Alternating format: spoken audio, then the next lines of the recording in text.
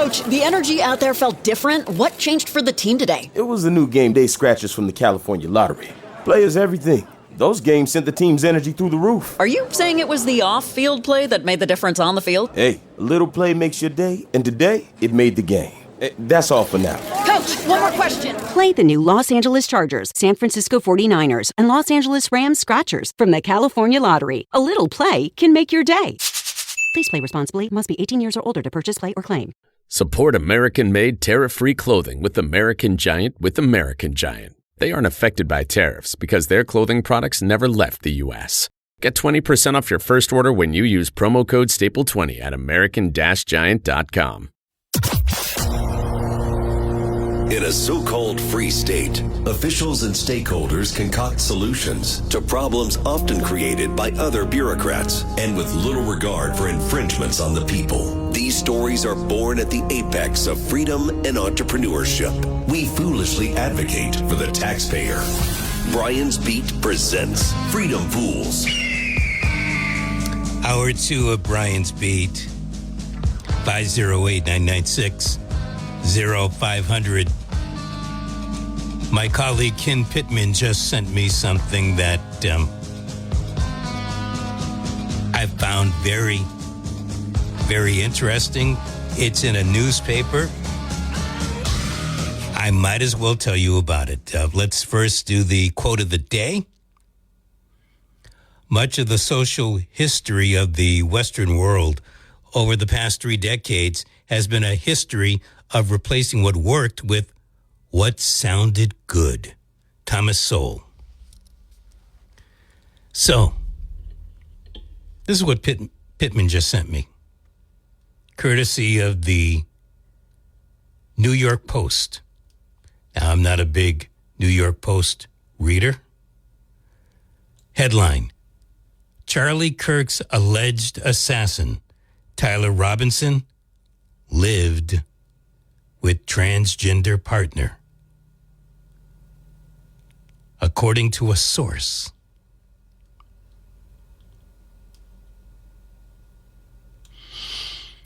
Charlie Kirk's alleged shooter, Tyler Robinson, was living with a transgender partner who was in the process of transitioning from male to female.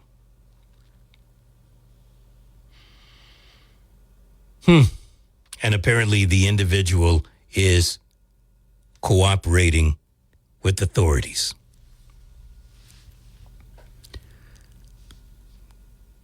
That's it. That's the big news. Look, it's the New York Post. It might be true. It might be like a lot of other things that have been flying around. I'm presenting it to you. If you want to believe it, if you don't want to believe it, that's up to you. I don't know. And I'm not going to try to pretend like I do. I'm here. I appreciate Ken sending it over to me. And I'm delivering it to you. I know that there are people just chomping at the bit because they're happy to hear that. So, and who's to say? Look, there are lots of conservative people in the United States of all ages.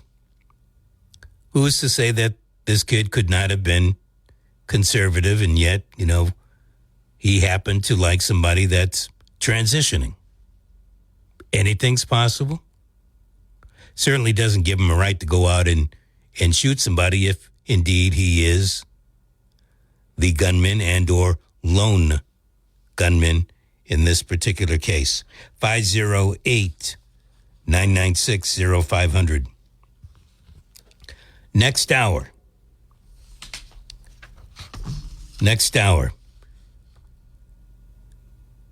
The Massachusetts Family Institute is alerting us to the fact that there's a big hearing coming up on Tuesday at the State House. And it's about The sex education mandate is back on the docket. An act relative to healthy youth is what it's titled. Companion bills H656 and S340. Michael's going to let us know all about that when we talk to him in next hour. This hour, a lot of people still interested in Charlie Kirk.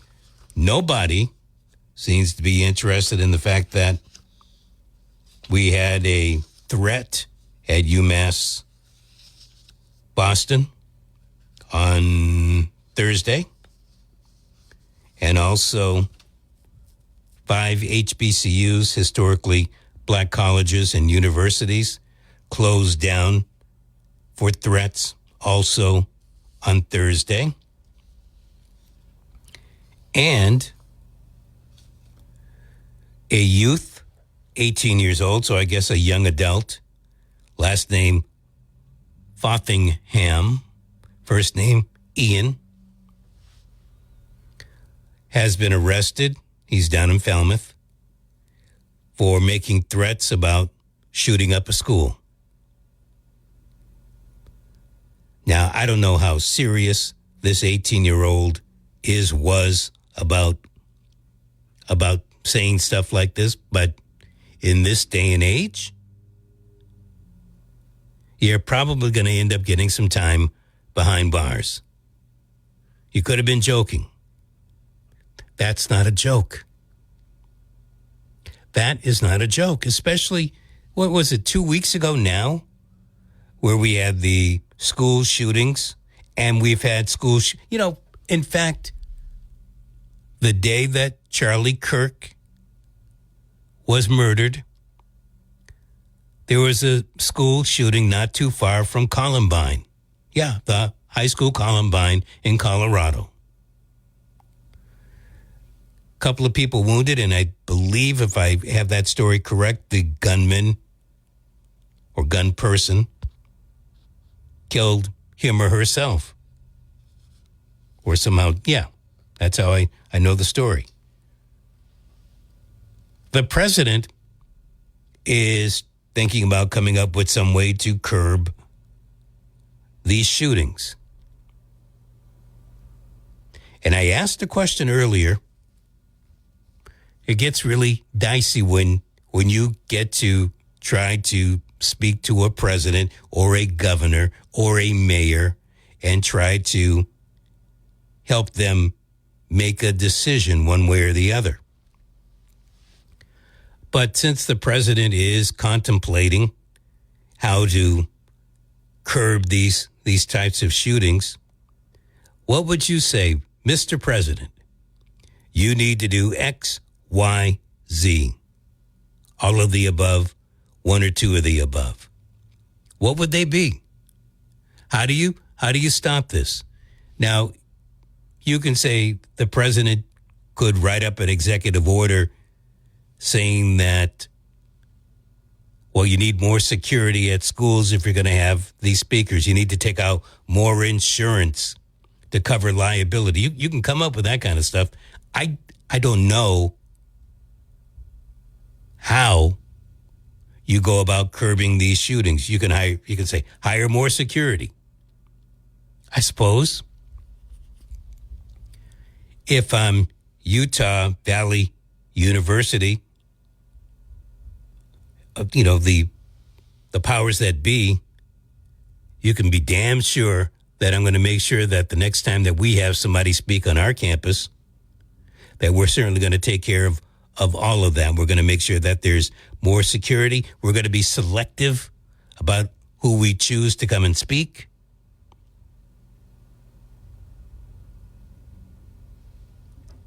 We're not going to have it at an outdoor venue.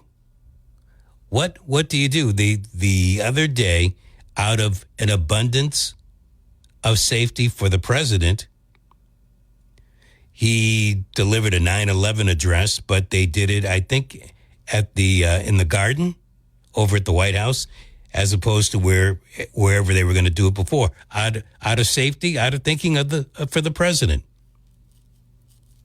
We know that there was at least one assassination attempt on Donald Trump when he was campaigning last year. Maybe a bigger question is, what is happening here in the United States of America? People applauding folks getting shot, people doing videos. I have to tell you, the Instagram, the social media, that's fairly new. But if you go back over the decades, folks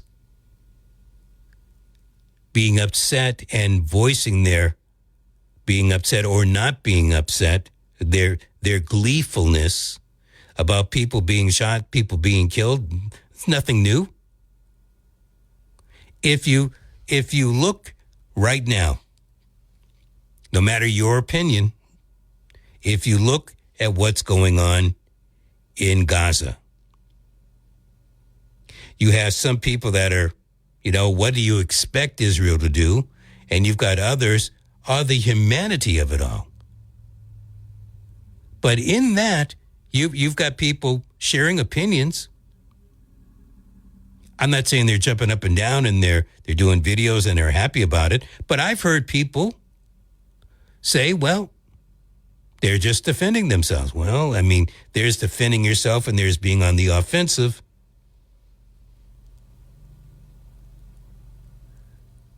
Osama bin Laden has come up in discussions over the past couple of days. How many people were happy when you found out that our military got Osama bin Laden? A lot of people were. There were people like me that said, well, let's bring him to court. That never transpired. But there were people that were happy. Some people were happy, relieved that maybe our troops would come home, and that didn't happen. I got to tell you, back in the 1960s, 1968 in particular, there were people that were happy that Dr. King was assassinated. You can say there was race or whatever. There were people happy. And my guess is you probably know one or two of them.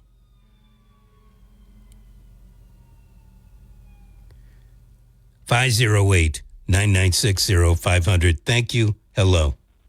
Hey, Brian. How you doing? Brian is. How are you? Well, hanging in there. This is a bigger problem than when we're being led to believe. None of this is new. History has taught us and shown us that indoctrination in the public schools is nothing new. Mussolini did it in Italy, and it was coordinated to get into the minds of the youth to accept fascism as mainstream. And so where is be specific about the indoctrination dealing with Charlie Kirk? Children, hatred against individual freedom, vilifying the United States as being racist, and it's not exceptional. Did that happen with Charlie Kirk? So and it goes on and on and on. But at first it was on college campuses, and then high schools, and now it's pre-K all the way up through higher levels of learning. Well, in this particular case, both Utah Valley University and Utah State are conservative schools. So I don't get the liberal-leaning teaching that you're talking about. Well, I'm not talking about. I'm talking about communism and fascism. That's what I'm talking about. But how does that deal with the schools and this particular shooter? Well, this particular shooter, whether he was paid to do it or not, I'm still not convinced this is the guy. How come? He could have been a paid sniper. Who knows? No, I mean, why are you convinced? How are you? With Why are somebody you? in the DNC and the Marxist movement? I don't know. We don't know. There's a lot here. No, I agree. I agree. My question is, why you don't? What is triggering? Yes. What is triggering you to say that? Because there's more information I need about him. How did he get into the building? Was the firearm already inside the building? Did he have somebody on the inside? Does this guy have a military background? How did he get the firearm out of the building? Absolutely. And I've seen some of the video footage on the news that the guy was all dressed up in black. That was on the top of the roof. The guy had a black hood. You couldn't see his eyes. He was all dressed in black. And the guy that you see in that still shot of the FBI or the security camera shows a guy with a baseball cap and sunglasses and doesn't even look like the guy. I think that he's a patsy, a fall guy. I think this thing is much bigger than what we're being led to believe. So, if that's the case, and Charlie Kirk was the target, are you believing that Charlie Kirk was a target for more than just one 22-year-old kid?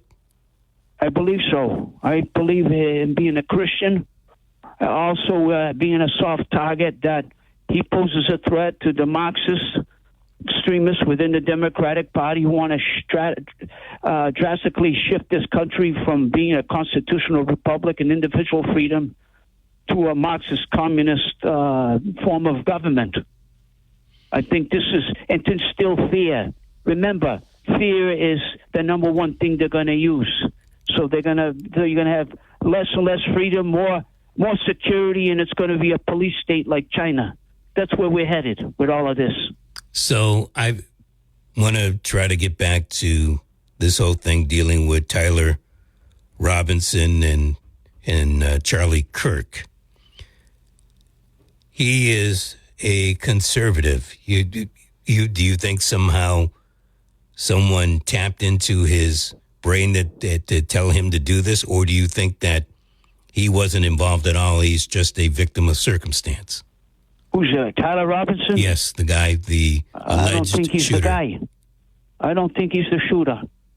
I think the guy who shot him has a military background because of if you look at the video footage of Charlie, he would have got hit in the head, but he managed to kind of slump down to look like he was going to pick something up, and it hit him in the side of the neck.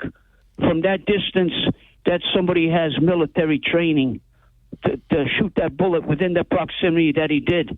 So I think he was a military sniper. Now, whether he was Black Ops and who he was paid for by, I don't know. But I don't think this guy, Tyler, is the guy. I think he's the fall guy, a pansy. Or should I say patsy? Yeah, the patsy is the word, guy. yeah. Pansy. I don't think that's the guy. I think he's a fall guy. Maybe. Anything is possible. Brian, we just don't know enough about this guy. How did he get in there? How did the firearm? Through security metal detectors. And the guy has a rifle. They see he had a limp because the rifle went down the side of his pants. It just doesn't jive. You know what I'm saying? We need more. There's not enough meat on the bone for us, to make a determination on this whole thing. I think there's a lot of information that's being withheld to the public. Gotcha. All right, man. Thank you. I do appreciate it. Again, anything is possible with this. He's right. I don't know that I agree with his theory, but again, anything is possible. Hello. Hello. In regard to the change of clothing on that sniper, yes, they have visual, and that he changed his clothes on the roof. So I believe he was the only one who was involved in it. A stream of FBI, the sheriffs in Utah, they all came to a press conference, and they were explaining what he did and how people's cameras helped in front of houses. They were tracing him since 8:30 in the morning. He was there very early. So it's sad that this is how a fanatic comes out of history and changes the course of history. So, as a former teacher, how has the course of history changed because this guy shot and killed somebody? I mean, we've had people being shot and killed, and history really hasn't changed. Why does history change here? Because you never know. This guy had a lot of potential. He was young, 4 years off of running for president. One never knows what he would have been. Talking about Charlie Kirk. Yes. Okay.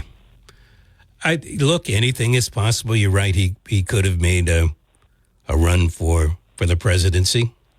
Yes. Anything's possible. The 22-year-old guy, he felt guilty. He told his roommate, he told his, I think it was some chaplain. His father worked in law enforcement earlier. And he was going to kill himself, the kid. But the father held him down so that they could keep him alive, so they can question him and get him the help he needs. That's the story we're hearing. I'm not saying it's incorrect, but to the previous caller's point, there are a lot of holes in this story. I don't think so. I think it was unexpected, and he had a lucky shot. He could shoot. I mean, you ever see how guns and their targets, they can hit animals? Bullets travel 2 to 5 miles, some of them. He got a lucky shot, and he got him on the neck. Maybe he was trying to get him in the brain, but he got him on the neck. So he did kill the guy. The guy died. That's what I'm going to say. I want to give this guy his day in court, and I'd take it from there. Yeah, I don't know. Hopefully it's fast. It seems like it takes forever. Try that again. Hopefully it's what, please?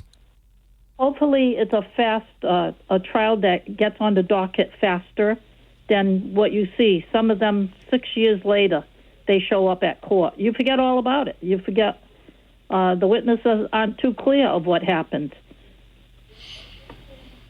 I guess, I don't know how many witnesses there are. I mean, how many people actually saw somebody shooting? Oh, there's cameras everywhere. Everyone has cameras. But that doesn't mean that people saw.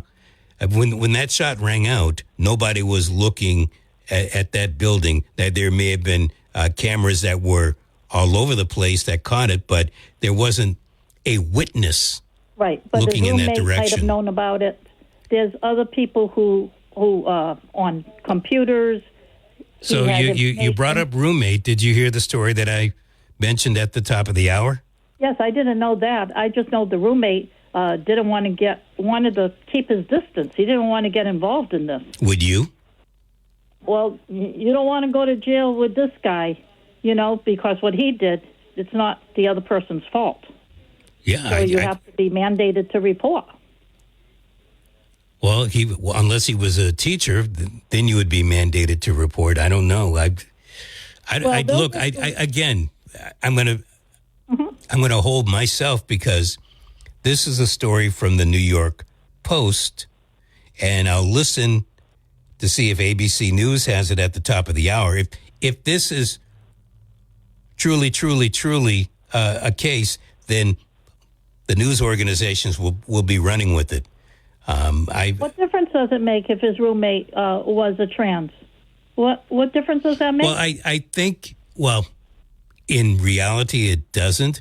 But the reason why it might make a difference is because this kid is supposed to have gone from a conservative lifestyle and household to ultra-conservative. And now all of a sudden you've got news coming out that he's with a transgender, a partner with a transgender. That doesn't jive with the persona that we've been hearing about him. Well, he was so brilliant. He had a very high IQ, and people like that, sometimes they just go off the rails. They have no control of their thoughts.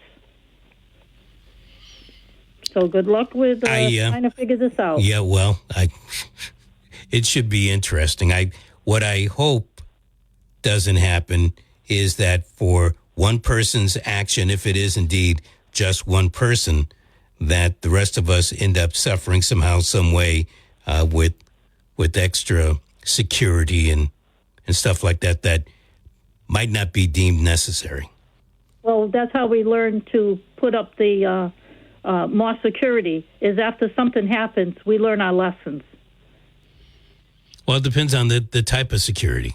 That's what it is. The drones will be out next time. The people will inspect, even if you're not a major politician. There's danger. Well, Charlie Everyone Kirk, wants to shoot someone. Classic example, Charlie Kirk was not a politician, and yet, and look, because he's a talk show host, I'm kind of glad that he's getting some of this treatment. But fact of the matter is, most of the time, if you are a podcaster or a talk show host, political commentator, but not an elected official or an appointed official, you don't get the flag lowered to have staff and a lot of the you don't get the vice president's plane picking you up. So I agree with that. This is something out of the pale, and it makes me wonder. Makes me wonder. All right. Thank you. I appreciate it. 508-996-0500. So, in the Commonwealth of Massachusetts, Bacon Hill lawmakers are talking about making 9/11, the terror attack, a teachable moment in school.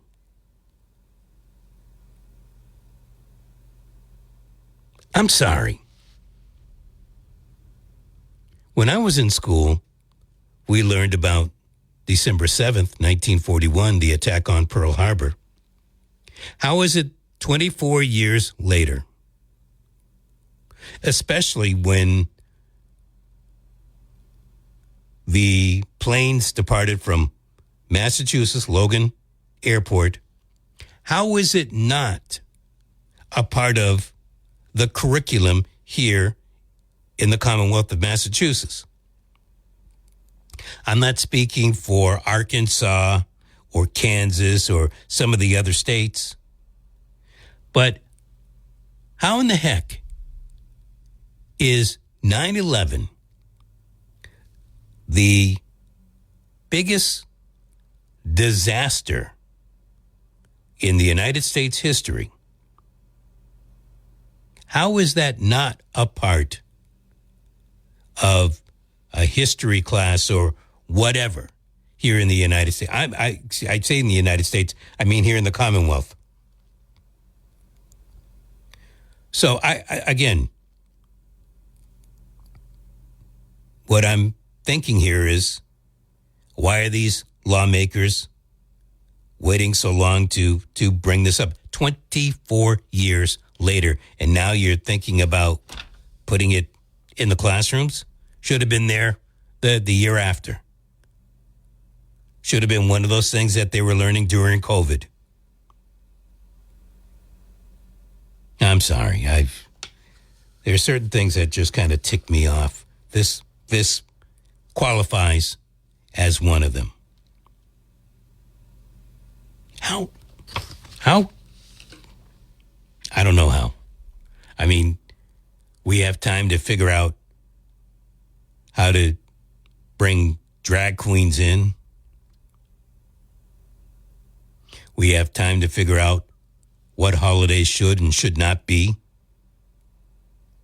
And we don't have 9/11 as part of middle school, high school. Look, I probably should be a part of every, elementary, middle, and high school curriculum.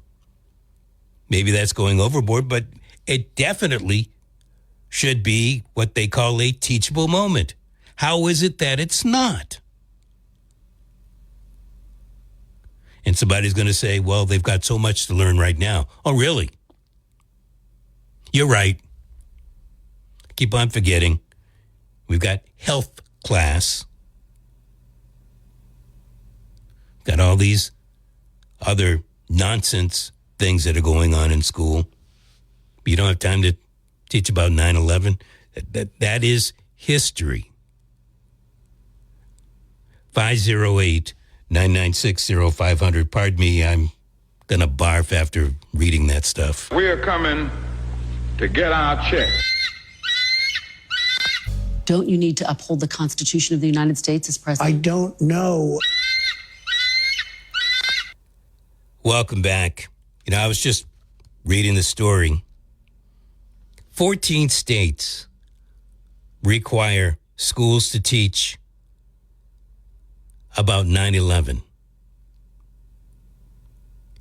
And the state where the flights took off from, or at least 3 of them, we don't.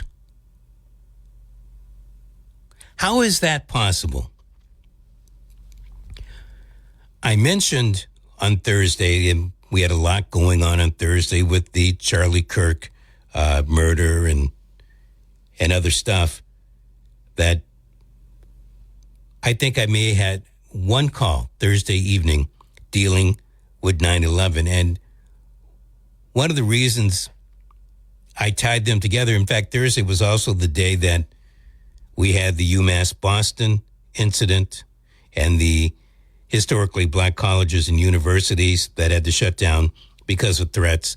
So when those kind of things happen, we tend to jump from one incident to another. That's just kind of how things work.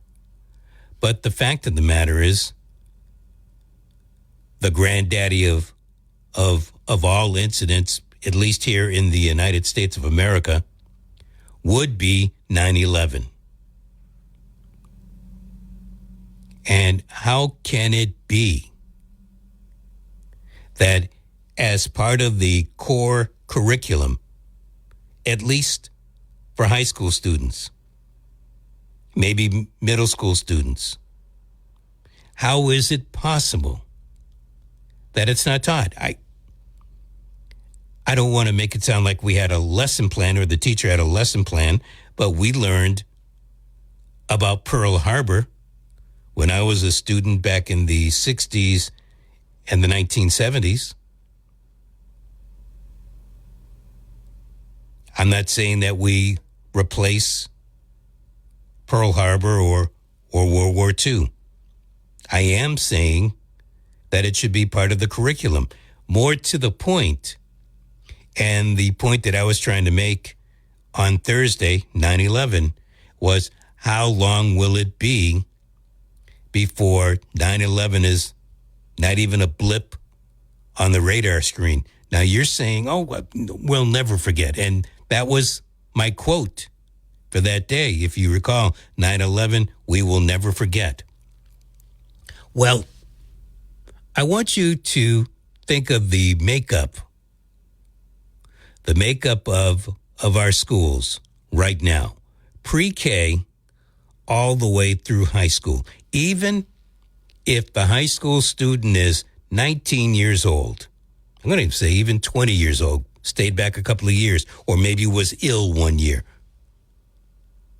That 20-year-old was not alive when 9/11 happened.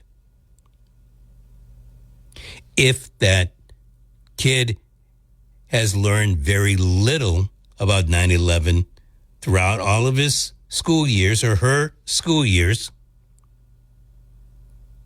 when they are a young adult, when they're 30 years old, they're not going to know anything about 9/11. They're not going to know that the planes actually took off from Massachusetts where they happen to live.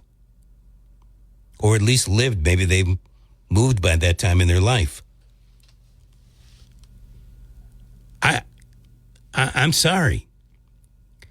The Department of Elementary and Secondary Education should have added it a long time ago. 24 years. And it's not part of the curriculum. You have time to teach a kid how to put a condom on a pickle. But you don't have time to teach about the nation's worst tragedy. 4,000 plus people in one day. You don't have time to teach about that. It seems that the governor and lieutenant governor are down with, here it is. The push to require Massachusetts schools to teach about 9/11 has public support from Governor Maura Healey and Lieutenant Governor Driscoll for the first time. Is it the first time that they were asked? They're not students. Maybe they didn't know it's not part of the curriculum. Let's see.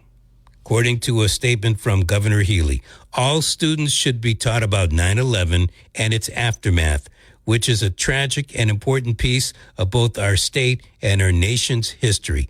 Thank you, Governor. Well, where's the push, Governor? Here we go. I've instructed the Department of Elementary and Secondary Education and the Board of Elementary and Secondary Education to work together to better incorporate it into school curriculum frameworks. Okay.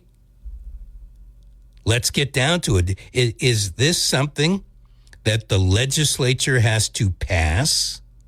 Or is it something that the bright mind, look how much frickin' money we spend for the Department of Elementary and Secondary Education, and they haven't put it together yet? 24 years? What do we have, numbskulls over there? My God. So let's see. Anna Marie Rossman. I stand before you not only as a child who lost my mother, but as someone privileged to carry on the legacy of a hero. This year, however, I stand before you for the first time as a mother myself. A lot can happen in 24 years, but so much can stay frozen in time, whether intentionally or not. Much of my life has been measured in milestones that my mom should have been there for. This year, she would have become a grandmother. And there's nothing about the history. Look, I'm not expecting that we're going to learn about flight attendants and the pilots and the good guys that hijacked the plane. No, we should learn about what happened and why it happened and the repercussions from what happened on 9/11/2001. If we can teach all of these different things in health class, then we damn well should be able to teach about what's going on as far as 9/11. Really? I am so infuriated. There's a lot written here from different people who who lost folks on 9/11. And a lot of them were kids when this happened. And I suppose that first year, so 9/11/2002, there was talk about it in school that day. You probably didn't need it in the curriculum to bring it up because it was still fresh in our heads.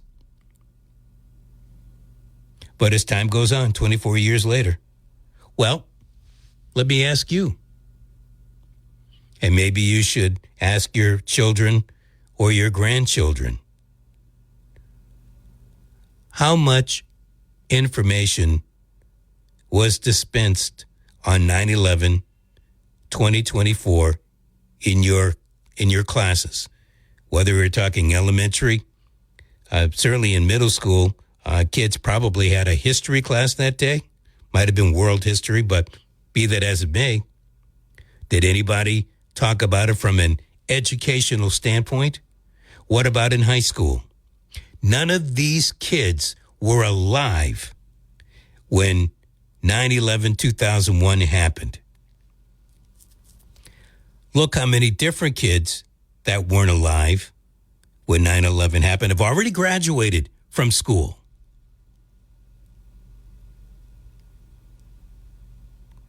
How do they relate this information to their kids? You know, we learned about Pearl Harbor as kids. My folks lived through it. They weren't at Pearl Harbor, but they were alive during that time. But it wasn't a topic of conversation in the house. What I learned was basically through shorts on TV and in school. So we can still talk about December 7th from what we learned in the books in the classroom. I would like to believe, now let's think about this for a second. I would like to believe that the textbooks or whatever they're using as textbooks in history class have changed over the years. I would like to think that sometime in the past 5 years anyway, that the history books have been updated. Am I to think that there isn't anything dealing with 9/11 in our history books that the kids are learning in school? That they can say, oh, there's a picture there. What's this all about? We're not teaching it? How can that be? 508-996-0500. Thank you. Hello. Hey, how you doing? I am. Kind of ticked off. A couple quick things. One, the 9/11 thing. I know Massachusetts is not required, but I know from experience, now I don't know how much teaching they got, but well, my son's going to be, he's a senior this year, my daughter's a sophomore, but going through the years, they did talk about how when 9/11 came, that the teacher did talk about 9/11 and they did some work on it. So I don't know if it's just, certain teachers just do it, out of preference. So I can't speak for the whole, but I know my teachers, my kids' teachers, thank God, did talk to them about 9/11 and they did do some work about it. Would you say some work? What do you mean? Like, they did a project on it. They did research on it. You know what I mean? It was part of, it was part of their grade. Like, they gave them work on it and they talked about it for a few days. I don't know if it was a week or one day, but I know, from experience, my kids coming home saying, yeah, my teacher, we got some work to do on 9/11 and all that. Yeah, obviously you talk about it on 9/11, but depending on, your part of history, your history class, if you're doing things in chronological order, at some particular point, 2001 comes up and you should be talking about it. Yeah, I agree. I know because I pay attention to a lot of it. I know for a fact that Mass does not have a mandatory, like you brought it up. There's only 14 states, and I almost guarantee that a lot of teachers don't even bring it up, and if the ones that do probably don't do a huge emphasis on it. Where, in my opinion, it should be, if not the number one, top three of history of this country as far as things that have happened. I mean, my goodness gracious. I mean, you got the World Wars, you got the Pearl Harbor, 9/11. That to me, that's right up there, if not above it all. And because that changed this country 100%. I mean, new laws were enacted. I mean, wars were fought because of it. I mean, to me, that should be one of the main focal points of history class. And just my second part is, I think what's going on with the murder / assassination of Charlie Kirk, and then you brought up the transgender thing. I mean, I do feel that that is an aspect that should get brought up because of the like you said, the persona and the narrative that's going around. So I do agree it should get brought up. My problem is that conservatives do this, liberals, whatever you want to call them, Republicans, Democrats, where they make that the focal point, okay, and they almost radicalize people, and because I think deep down somewhere in the pit of this government and this world, there are forces working against this country and other countries where they want to split the population up and make it you versus me, where they don't want to concentrate on what what this dude was about and what caused it, what radicalized him, and and where this country's at. That why we can't even disagree without somebody getting shot. Where now they're going to more focal point on the transgenderism and try to take away from what truly matters. Like, I know it's a part of the story, but what truly matters and what's really dividing this country and dividing a lot of democracies, where in England a comedian's getting arrested for a joke. We're losing our democracy, and I think it's outside forces that are doing this on purpose. Well, and I wouldn't be surprised you know what? that you're not the only one that has mentioned something like that. Only because of time, I'm going to let you go. But your point is well taken. The why should be as important as what happened to Charlie Kirk. Why was Kirk singled out in this particular case?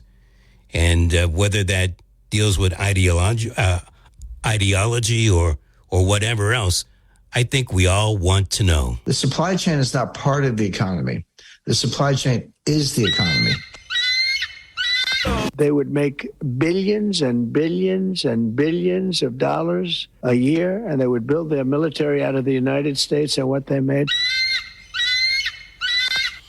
Welcome back. Michael King, who is the president of the Massachusetts Family Institute, is going to be joining us after ABC tells us what they want us to know, and that's going to be coming up in just a few moments.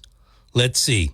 72 in Taunton, 71 in Seekonk, and 70 in New Bedford. Coach, the energy out there felt different. What changed for the team today? It was the new game day scratchers from the California lottery. Players everything. Those games sent the team's energy through the roof. Are you saying it was the off-field play that made the difference on the field? Hey, a little play makes your day, and today, it made the game. That's all for now. Coach, one more question. Play the new Los Angeles Chargers, San Francisco 49ers, and Los Angeles Rams Scratchers from the California Lottery. A little play can make your day. Please play responsibly. Must be 18 years or older to purchase, play, or claim. Your mom told you to find a real job. Find a real job, Billy. You built a 500-person company instead. To get from big to bigger, you need accounting, advisory, insurance, and more. Built for the middle market. CBiz.com.